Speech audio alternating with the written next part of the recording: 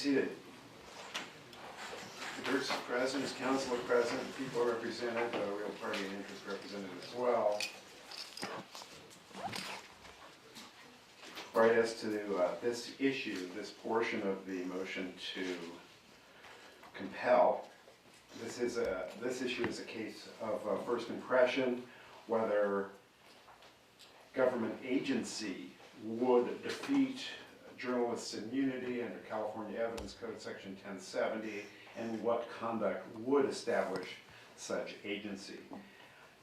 This could impact the defendant's due process, Fifth Amendment due process rights, and his Sixth Amendment rights under the effective, guaranteeing him the effective assistance of counsel and cross-examination of witnesses.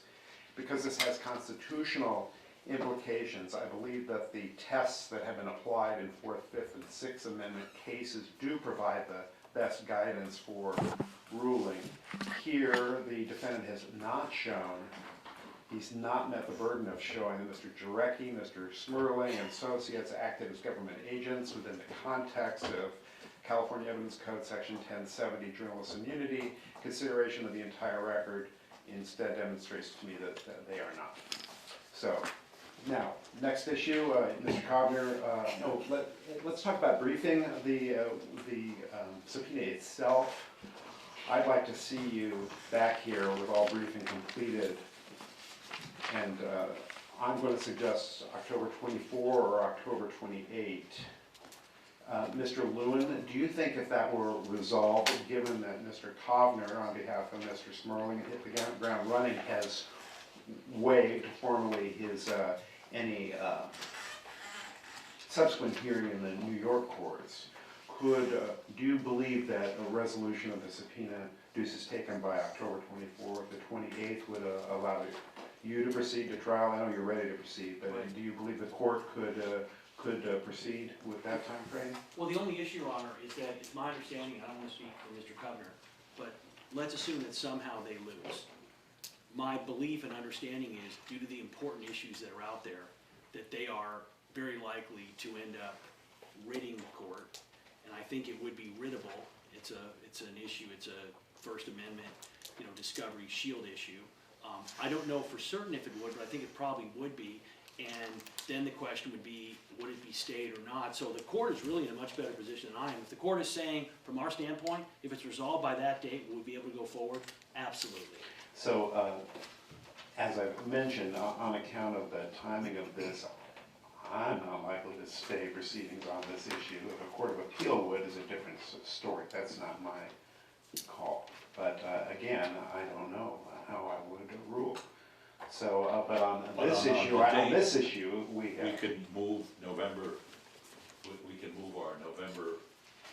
Our final papers back from November 4th to October 28th. Is that what you're suggesting? 24th or the 28th, either one. This court will not be in session on October 25th. So I'm feeling if that makes sense for me. Thus, I'm not likely to be in a trial on that date either. We'll move it back to October 24th. If so that suits you. I'm sorry, or the 28th. Or the 28th would be our preference. I understood the court to be asking us for hearing, to be here and be heard on the papers we've already filed. That's right. I want everything briefed of whether any part of the subpoena should be quashed or whether it ought to be compelled. I want to decide that and that I think it requires a line-by-line analysis of the items you have described. You might make some sort of blanket claim if you wish, but you also might choose to identify it. If you're going line by line, I want that prepared by that date. I don't know the answer. I do have one good report, is that we've already served our objections actually before in late August, so that it's underway. We'll go to October 24 as Your Honor suggested, so you could take October 28 as a hearing date and meet that time schedule that you suggest. Very good. So October 28th, and I think that would serve the parties well just to see where we stand. Just on issues of jury selection and trial procedure, I have some notions that I'd like to share with you about how we might make the trial efficient and bearable for jurors. Your Honor, does the court agree that I don't believe that we have standing or are a party on this SDT, I think that we are certainly allowed to be here, but I don't believe that it would be appropriate for us to be filing any papers, because in the end, it's their shield, it's their journalistic protection. I just want to make sure the court's in agreement. I agree, Mr. Lewin. So, yes, 10 a.m. Your Honor? yes, On the 28th? yes, that's right. We'll order Mr. Durst to appear on that date. That is good for the defense, isn't it? I hear no objections from over here, Your Honor. All right, thank you. Very good, thank you, Mr. Fowler, Your Honor, before I, and Mr. Laidman, thank you, yes. before I leave with permission, I've got to catch a flight and Mr. Ray's arguing the next motion. How do you want me to entitle this to attach to the record, the slides that I showed? Defendant's Exhibit 1 for this hearing, or? Yes. Thank you. I want, now I thought that much earlier in the day, I'd let the third parties go earlier, but it's relatively early, so I expect that, thank you, this would be filed. I need a copy of it. So on the motion to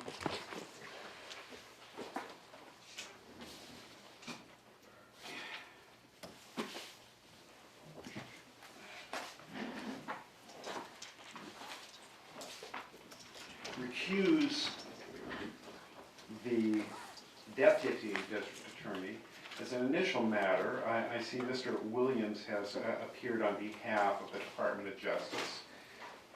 And Mr. Williams, I have a couple questions for you. Sure thing, Robert. So, thank you for appearing, Mr. Williams, and thank you for your briefing. I've got a preliminary question for you. Do you take this to be a motion to recuse the entire district attorney's office? It does not appear that way, Your Honor. I'm here largely to guard against that prospect. And,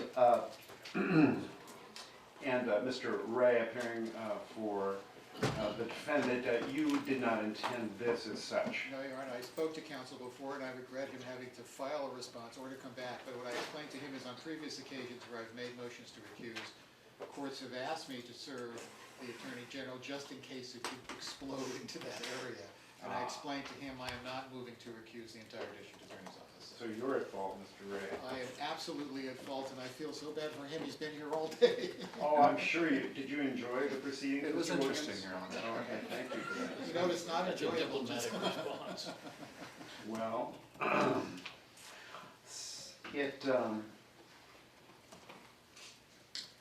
in that case, I'll excuse you. Thank you, Your Honor. You're welcome. You may remain if you indeed enjoyed any aspect of this. I beat the traffic, Your Honor. So with that, it is the defense, I'll ask Mr. Ray for you to go forward now on the motion and make Your your. Honor, I intend to be extremely brief here because there's only, what I want to do is I think is a matter of summation of everything that we put in is this. What I'm concerned about is as we get into trial, we're going to have a situation with a number of witnesses who are going to testify on direct examination of other people to certain facts. And we are going to be able to cross-examine those individuals to indicate that on previous occasions they had made somewhat different statements with regard to those issues. And part of our cross-examination is naturally going to be to explain that the change in decision or the change in the way they analyze the circumstance happened as a result of their conversations, which most of which are recorded with Mr. Lewin. And we will quite honestly be complaining about the fact that we think at times he badgers witnesses into saying things, other times he leads them. So when we do that, and I think we have an absolute right to do that because we have a right to impeach those witnesses, there are certain things which will naturally follow. First of all, obviously, on redirect, Mr. Lewin will do what he needs to do to try to rehabilitate these people. But in doing that, there is some bit of vouching in that, but he's also going to be trying to rehabilitate his own behavior, and that's sort of a kind of vouching for himself. The second thing that's going to come up, without doubt, is that in closing arguments, Mr. Lewin's going to be put in the same position of straightening out what he thinks is the correct way that this analysis happened. And again, he's going to be vouching not only for the witness, but vouching for himself. And so both of those are really quite improper, as we've shown in the documents we've filed.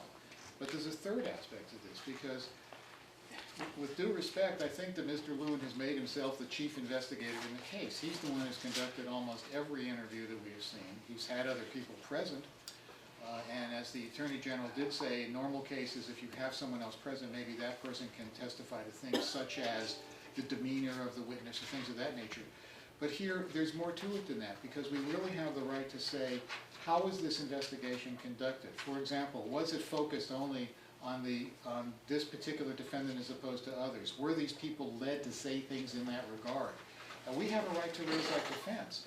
And so the person that we need to examine with regard to that defense is Mr. Lewin, just as we would be able to have the chief investigators on the case examined by us, if in fact the chief investigator actually were a detective. But the reason that this comes forward in this fashion, quite honestly, is because Mr. Lewin has taken the position, quite honestly, of chief investigator on this case. And unfortunately, I guess there's a penalty to pay for that, but the defendant should not be deprived of the opportunity to present that defense. Thank you, Your Honor. Thank you. Mr. Lewin, or are you going to have Mr. Bailey argue? No, Your Honor, I will be very brief. The court will be surprised.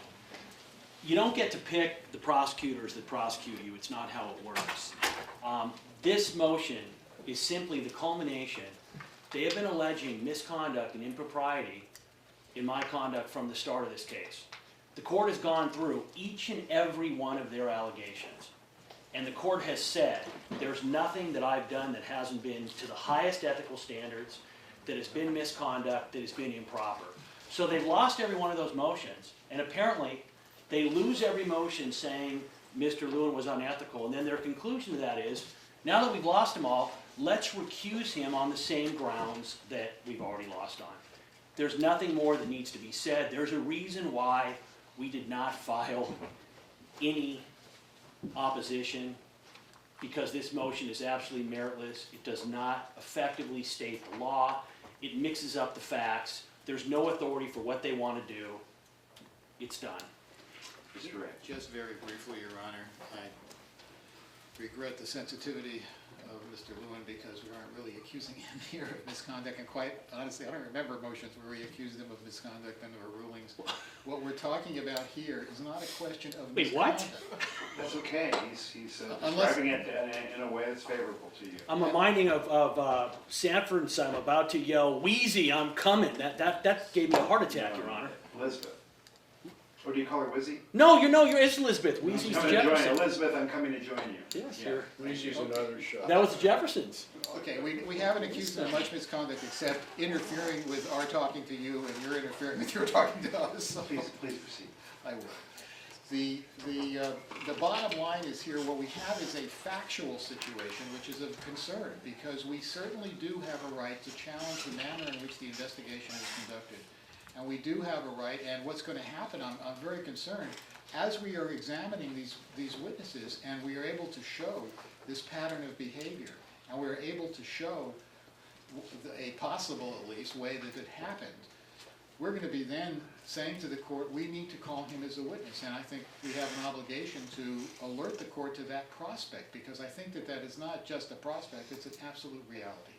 And so I think there we are, we're in a situation in which clearly Mr. Lewin cannot be a witness and a prosecutor, and we think that the safest thing at this point would be to recuse him from that position. Thank you. All right, thank you, Mr. Ray.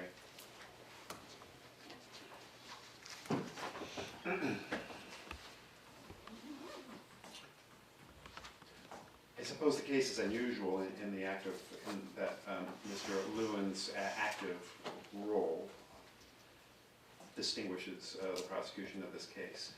Nevertheless, when you examine the law that pertains to disqualification of prosecutors, we see here there's no conflict of interest, actual or apparent, as described in the law. He's not a necessary witness to any of these conversations. He's at most cumulative as a witness, and I won't be allowing cumulative testimony. You have ways to address the circumstances that you describe, and there are other ways to go about this rather than the extreme remedy you seek here of recusing the prosecutor. There is, the standards have not been met. May I inquire, and I appreciate the court's ruling, but the court is indicating that if in fact there is an issue that we have with regard to the manner in which the investigation has been conducted, we are capable of pursuing that. You may be, that the specific question must be relevant. Right. Sure, it is a time-honored strategy to criticize the investigation, to attack the investigators, but that may or may not be relevant. It may or may not be material when I'm going to scrutinize each question. You had raised questions as to the interrogation of Mr. Durst by Mr. Lewin, and there is some language that may amount to vouching. For example, the very compelling statement, I win trials because the defendant is guilty. That's not the sort of thing I'm going to allow a jury to see. And there are instances that you describe, but the remedy would not be to remove Mr. Lewin. I think the remedy is to carefully evaluate any of the recorded testimony to be sure that nothing of that might be prejudicial should be heard by a jury. As far as what you've described in your argument, you have witnesses and you have the videotape, you have audio tapes, you have many different ways to go about this. As far as what subjectively Mr. Lewin was doing, what he was thinking when asking a question, that's just not relevant. So it's hard to imagine that coming in. I'll hear you out, of course, I'm not prejudging that, and I'm just giving you a hypothetical, but nothing that you have described would justify recusing Mr. Lewin. The only reason, I just want to make sure we're clear, because what we're talking about is if we are going to go after the testimony given by witnesses as having been modified or changed in some fashion as a result of conversations they have had with Mr. Lewin and what Mr. Lewin said or did during those conversations, that, I think, is something that we have a right to clearly bring up if it shows that there is some sort of change in the conversation. You're describing conversations. Now, I am aware of no conversations that took place without some other witness being present. I agree. I am aware of no examination of witnesses that isn't on the record, where you can show the assertive questioning. You can see witnesses have changed their testimony. I heard it myself, but we attribute great power to cross-examination for producing truth, whether or not that is so. If people change their testimony after cross-examination, perhaps refining it, speaking more precisely about what they remember, it's for the jury to determine whether that is now a fabrication and whether the new testimony is false and the previous testimony is true. You may attribute as you wish. You may argue as you wish as far as the veracity of witnesses. Again, recusal is not going to be the answer. See, we're close, but we're not, I think, exactly on the same page. What I'm saying is, in other words, part of our argument may very well be one of the reasons we have this testimony and this testimony and this testimony is because these people were in some fashion influenced by Mr. Lewin to change what they had said before to give that testimony. Now that puts him in the position of having to defend himself. And it's going to be, in the tapes that we have, I think we have evidence of that. You can present the statements, that if there's a statement that Mr. Lewin made or a question that he asked, that will be on the tape. Play the tape. No. That's fine. And then I'm just wondering, then of course, I'm just looking ahead, it just seems to me we're going to have a problem with Mr. Lewin trying to defend himself, but if the court feels that there are other ways to deal with that, I understand. It is a dramatic situation. This is the first time I've ever seen one in which we have a prosecutor who's basically running the investigations, and it does create issues which I think haven't been fully considered in past cases. I just want to bring it to the court's attention. And I will certainly be sensitive to those issues whenever they arise. Thank you, I appreciate that. Only fair. I very much So appreciate we have a request with respect to, the court has said that certain statements, certain information from my interview of the defendant will not be admissible. We're going to ask the defense, so I believe it's at this point, it's really their motion. They need to file a motion saying what they believe is inadmissible. As an example, No, you're right, and the Okay. reason is because based on this, the defense may very well want your questions that would otherwise, or your statements, to be admitted. So I am not going to take it for granted, I'm not going to take it upon myself to edit this. This is for the defense to object, and again, assuming that you see it as I've described it, and because you're concerned for vouching on the one hand, I am certainly ready to exclude statements that could constitute vouching. On the other hand, to the extent you're trying to prove some motive for a witness to change testimony, that's the opposite. And so I don't know in what instance you would want me to exclude or not exclude. So I will leave it to you to make that motion. I understand that. Thank you very much. I appreciate the court's consideration. Could we put a deadline?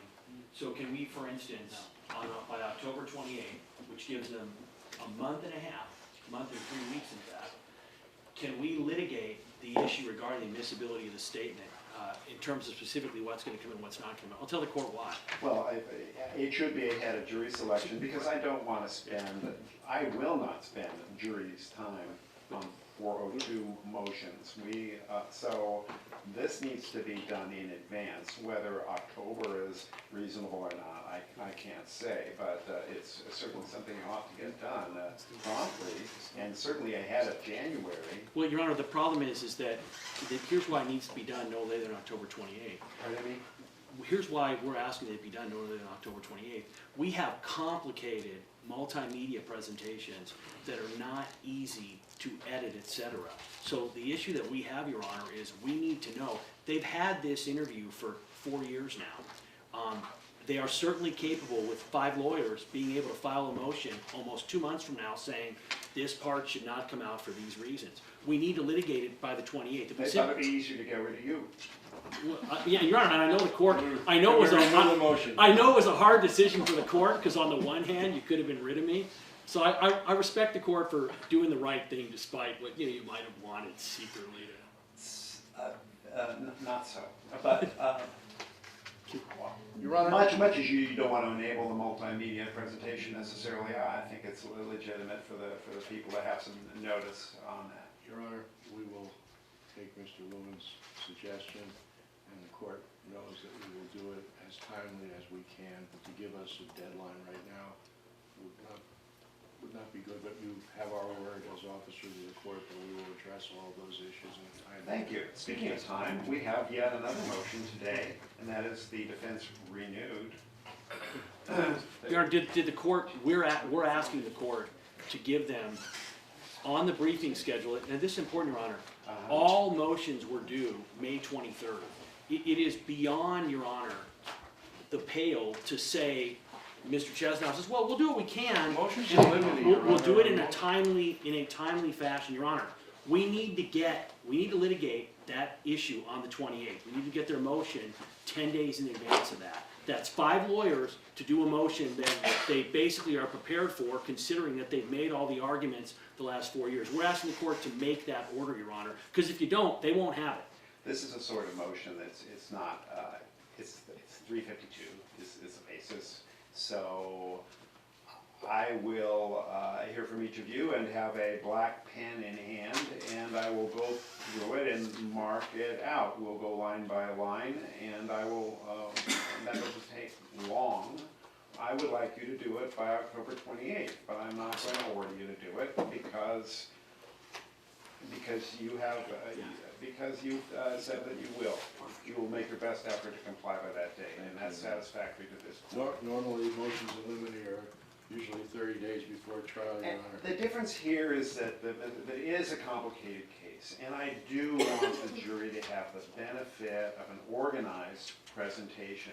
And it's for the jury, not for the people necessarily, that I am saying that I want this accomplished so they can present their case as best they can. And one other thing, Your Honor, in preparing their case, things jump out that not just jump out to us, but should jump out to them. For example, Mr. Lewin should already know that the jury shouldn't be hearing that the reason he wins his cases are because people are guilty. So that editing He- should not he's- really be he's- too difficult. He's not contesting that, but again, as I pointed out, Mr. Chesnoff, yet the defense has established a tension here. There are some things that you want to exclude because they may be vouching. On the other hand, there are things that you want to include because it suggests perhaps an undue influence. So I don't know where you will be on any particular point.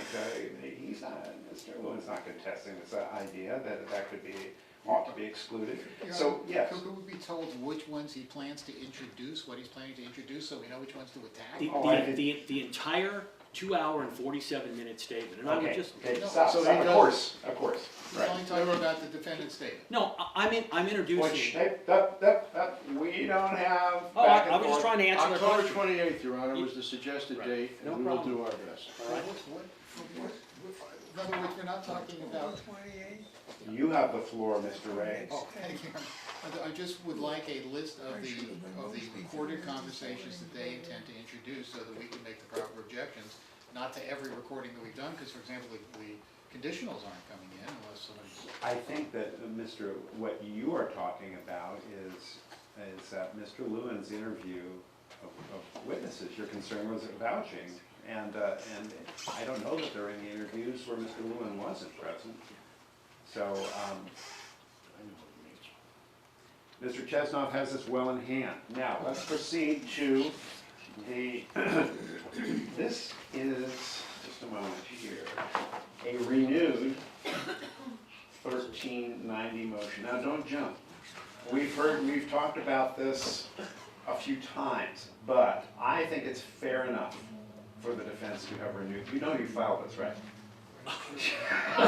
You're looking at me like you don't remember We that have you. a list of motions, and this wasn't on the list of motions. Oh, well, we're gonna hear it. You have renewed your 1390 motion, all right? You filed it, I've got it in front of me, July 22. Yes. This is forfeiture by wrongdoing. By the way, Your Honor, can I put something on the record while Mr. Ray is collecting his thoughts on this, to argue? We Yeah. never had an opportunity to address the fact that there's another camera in the courtroom. This is the same camera, I believe. It's pooled coverage. Okay, so we have a continuing pooled camera.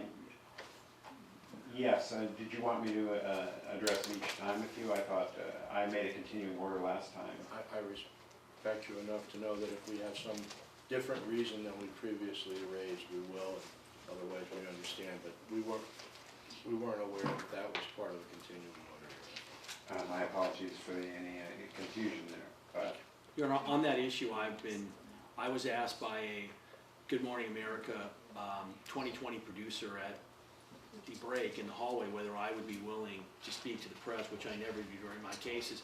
I was asked if I would do that because I was informed that Mr. DeGuerin will be speaking to the press after the hearing today. So we're not the ones that are speaking to the press. We've not said one thing. The court's aware there hasn't been one statement in the press that I've given outside of the courtroom. Everything's been in court. So it's interesting.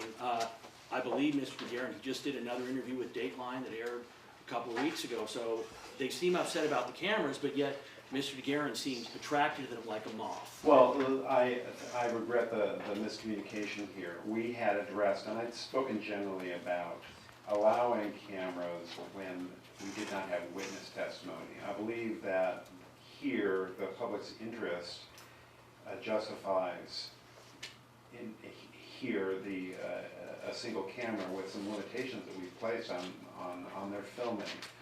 My concern during during conditional examinations, we did not have, we had a camera for other reasons, and during the preliminary hearing, part of that hearing was also a conditional examination. So that's been the basis for my ruling each time. And I had made a continuing order, and I regret that I didn't hear you out, that you had an objection today. I wish you brought that to my attention at the beginning of the day. I would have stopped it was there a good enough countervailing reason. I appreciate that, Darrell. By the way, Well, we've never been mic'd up in court, and we believe, and if I'm misspeaking, I apologize, that Mr. Lewin has been for these cameras, so that's a little, if that's true, it's true, but that kind of is a counter argument to his ad hominem attack on Mr. DeGuerin. All right. I turn it off when I go to the bathroom though, Your Honor.